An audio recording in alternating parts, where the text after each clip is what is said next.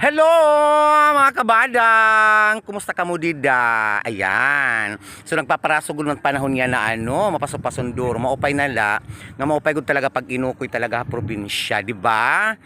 Diri gud toxic hinduro. Bisan ka lang mapasunduro, at least may ala kita mga bukid nga sugad dinhi nga mahusay, nga pwede naton pag-istambayan orasin mapasok-pasok panahon, di ba?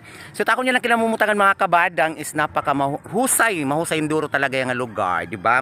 Tabuklainit Barangay 37A, di ba? Surrounded din yan tulong nga barangay. Barangay 12 itato dito nga side, and then dinhi Barangay 37A tabuklain hiton Barangay Hall. Baga facing kita ngadto yan hiton Barangay Hall. So tabuk init sapa. And then nga diliwat nga area is ngadto Hawan o Tripalanog. So kung nakikita talaga niyo mahusay talaga di mga kabadang, fresh na fresh it iya hangin. Ngan maupay view nga didi, oh, di ba? So isusuloy ko kamo ha, mga kabadang. So maupay ko talaga didi pagtambay. So kanina kasi mapasok-pasunduro nga to balay. Hindi na hunahunaan ko may pwesto ngayon or may lugar ngayon hiton Barangay 37A nga kung din adto hiton tabukit sapa mahusay pagud hiya nga lugar, di ba? So nowadays bangin ini baga i-develop na or bangin ini baga matag-iyat barangay na, siguro magmamahusay din nga lugar na. So susuduyon ta daw mga kabadang. So ayan mga kabadang, tapos may dalidiguti ay nga balay-balay. Syempre ginhimo inihan mga tag-iya, ang mga bresosa nga didingain nga side nga limot ako adi nga didian project han hapag han barangay. And of course headed of our handsome barangay captain Honorable Radoboy Rodriguez. So ayan po, ayan.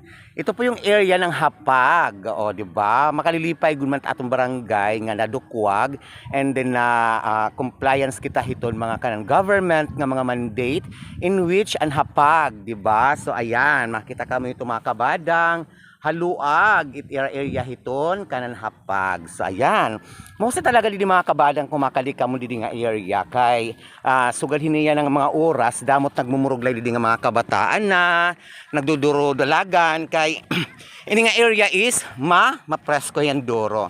So ayan, oo, di ba? Damot kabataan nga nagmumulay, ayun. Oh, di ba? So amo lain niya tiya scenery di talaga. Palibot lain niya din tabukit sapat Barangay 37 mahusay nga lugar. Mahusay nga lugar kung diin pwede ka mag-reminisce imo mga memories, di ba? So ayan.